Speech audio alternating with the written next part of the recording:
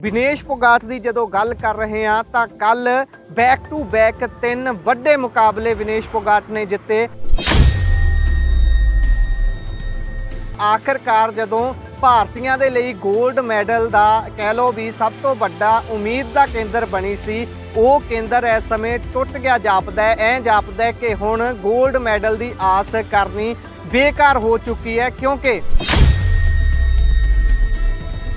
ये भी कहा जा रहा सी कि जेकर विनेश फोगाट सोन तगमा जित जाती है तो भाजपा की मूँह दिखाऊगी, किवें उस नूं डील करूगी, की बधाई दऊ या नहीं दऊ। खेल दे पक्षों हार जित हो सकती है, पर जज्बे पक्षों जित होनी निश्चित होंदी है उस व्यक्ति की जिहड़ा जज्बा डोलदा नहीं है, जिहड़ा अपनी गल ते अटल रहिंदा है, जिहड़ा अपने निश्चय नूं दृढ़ करके तुरदा है। इहो जही कहानी है विनेश फोगाट की।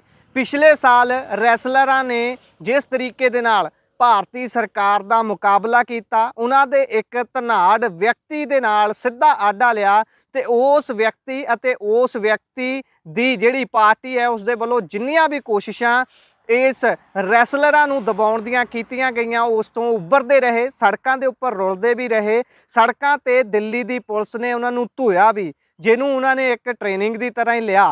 पर विनेश फोगाट की जो गल कर रहे हैं तो कल बैक टू बैक 3 वड्डे मुकाबले विनेश फोगाट ने जिते।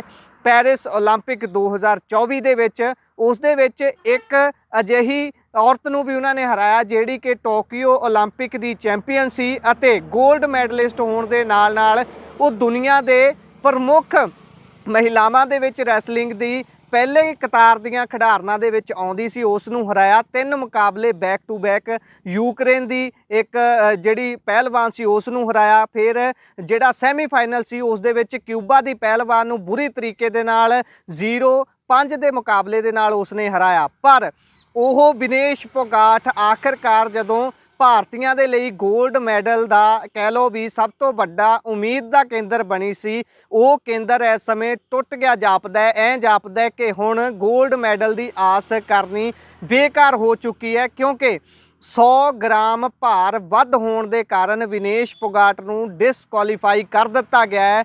हालांकि इस तो पहला जदों कोई भी साइट खोलते सी, फेसबुक, यूट्यूब, इंस्टाग्राम जिथे भी जाते सी, विनेश फोगाट पहले नंबर पर नज़र आती सी स्क्रीनां दे उपर, ते उस नूं हल्लाशेरी दी जा रही सी। ये कहा जा रहा सी कि 1 साल पहला ਜਿਹੜੇ रैसलर सरकार के खिलाफ हो ते सरकार वालों की जाती धक्केशाही के खिलाफ लड़ रहे सन, हुण ओह देश के लिए अपना पसीना बहा रहे हैं ते देश का नाम उच्चा चुकण के लिए पसीना बहा रहे हैं। ये सारियां गल्लां हो रही सी। ये भी कहा जा रहा सी कि जेकर विनेश फोगाट सोन तगमा जित जाती है तो भाजपा की मूँह दिखाऊगी, किवें उस नूं डील करूगी, की बधाई दऊ या नहीं दऊ।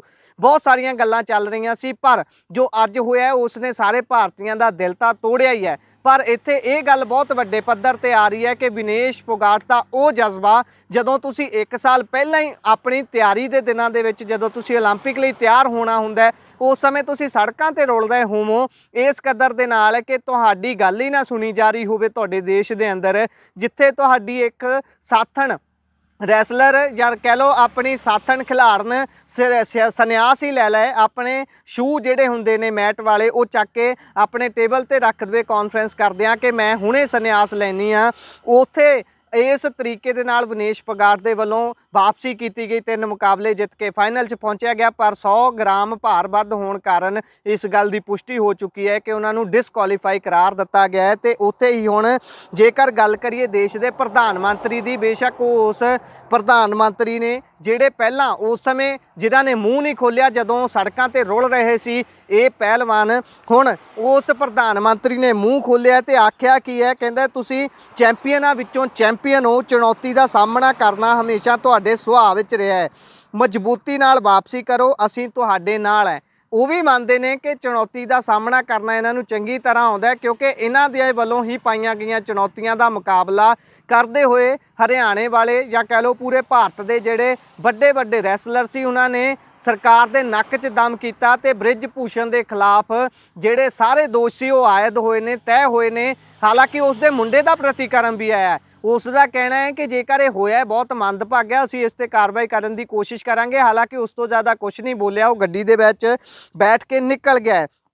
ਜੇਕਰ ਭਾਰ ਵਰਗ ਦੀ ਗੱਲ ਕੀਤੀ ਜਾਵੇ ਤਾਂ ਭਾਰ ਦੇ ਵਿੱਚ ਜਦੋਂ ਕੋਈ ਵੀ ਖਿਡਾਰੀ ਖੇਡਣ ਜਾਂਦਾ ਬਹੁਤ ਸਾਰੀਆਂ ਉਸ ਦੇ ਨਾਲ ਫਿਜ਼ੀਓਥੈਰੇਪਿਸਟ ਹੁੰਦੇ ਨੇ, ਹੋਰ ਕਈ ਤਰੀਕੇ ਦਾ ਤਾਣਾ ਬਾਣਾ ਬਹੁਤ ਵੱਡਾ ਹੁੰਦਾ, ਕੋਚ ਹੁੰਦੇ ਨੇ ਨਾਲ, ਜਿਹੜੇ ਕਈ ਦਿਨ ਪਹਿਲਾਂ ਹੀ ਪ੍ਰਬੰਧ ਕਰਕੇ ਰੱਖਦੇ ਨੇ ਕਿ ਕਿਸ ਤਰੀਕੇ ਦੇ ਨਾਲ ਅਸੀਂ ਜਿਸ ਖਿਡਾਰੀ ਨੂੰ ਮੈਦਾਨ 'ਚ ਉਤਾਰਨਾ ਹੈ ਉਸ ਦੀ ਸਿਹਤ ਦਾ, ਉਸ ਦੇ ਭਾਰ ਦਾ, ਉਸ ਦੇ ਸਾਰੇ ਸਿਹਤ ਕੁੱਲ ਮਿਲਾ ਕੇ ਜਿੰਨੀ ਵੀ ਉਹਨੂੰ ਚੀਜ਼ ਦੀ ਲੋੜ ਹੈ, ਡਾਈਟ ਦਾ ਪ੍ਰਬੰਧ ਕਿਵੇਂ ਕਰਨਾ ਹੈ। ਪਰ ਜਿਹੜਾ 100 ਗ੍ਰਾਮ ਭਾਰ ਵਧਿਆ, ਇਹਦੇ ਪਿੱਛੇ ਦਾ ਕਾਰਨ ਕੀ ਹੈ, ਕਿਵੇਂ ਹੋਇਆ, ਜਾਂ ਫਿਰ ਕੋਈ ਊਣਤਾ ਹੀ ਰਹੀ ਹੈ, ਇਹ ਤਾਂ ਹੁਣ ਸਾਹਮਣੇ ਆਵੇਗਾ। ਪਰ ਜਿਹੜੇ ਬਜਰੰਗ ਪੂਨੀਆ ਨੇ ਉਹਨਾਂ ਨੇ ਇਹ ਗੱਲ ਆਖੀ ਹੈ ਕਿ ਜਿਹੜੇ ਲੜਕੇ ਨੇ ਉਹਨਾਂ ਦਾ ਪਸੀਨਾ ਵੱਧ ਬਹਿੰਦਾ ਹੈ, ਇਸ ਕਰਕੇ ਉਹਨਾਂ ਨੂੰ 100 ਗ੍ਰਾਮ ਜਾਂ 150 ਗ੍ਰਾਮ ਭਾਰ ਘਟਾਉਣ ਦੇ ਵਿੱਚ ਬਹੁਤਾ ਸਮਾਂ ਨਹੀਂ ਲੱਗਦਾ। ਪਰ ਜਿਹੜੀ ਵੂਮਨ ਹੈ ਉਸ ਨੂੰ ਅਜਿਹਾ ਕਰਨ ਦੇ ਵਿੱਚ ਬਹੁਤ ਸਮਾਂ ਲੱਗਦਾ, ਜਿਸ ਕਰਕੇ ਸ਼ਾਇਦ ਉਹ ਨਹੀਂ ਬਹਾ ਸਕੇ ਆਪਣਾ ਪਸੀਨਾ, ਜਿਸ ਕਾਰਨ ਉਹ ਭਾਰ ਨਹੀਂ ਘਟਾ ਸਕੇ। ਤੇ ਹੁਣ ਇਹ ਕੁਝ ਮੰਦਭਾਗੀ ਖਬਰ ਜਿਹੜੀ ਆਈ ਹੈ, ਇਸ ਨੂੰ ਲੈ ਕੇ ਸਾਰਾ ਦੇਸ਼ ਸਦਮੇ ਦੇ ਵਿੱਚ ਹੀ ਤਾਂ ਹੈ।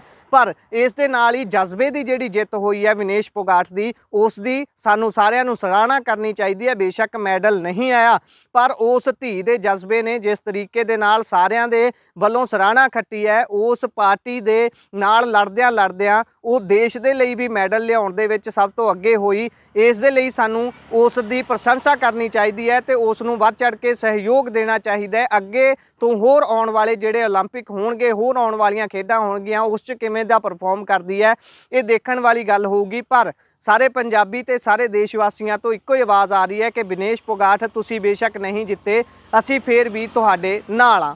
ਸੋ ਇਸੇ ਸਾਰੀ ਗੱਲਬਾਤ ਦੇ ਨਾਲ ਤੁਹਾਡੇ ਤੋਂ ਅਲਵਿਦਾ ਚਾਹੁੰਦੇ ਹਾਂ। ਤੁਸੀਂ ਇਸ ਬਾਰੇ ਕੀ ਸੋਚਦੇ ਹੋ? ਸਾਡੇ ਨਾਲ ਵਿਚਾਰ ਰਾਏ ਟਿੱਪਣੀਆਂ ਜ਼ਰੂਰ ਸਾਂਝੀਆਂ ਕਰੋ। ਜੁੜੇ ਰਹੋ।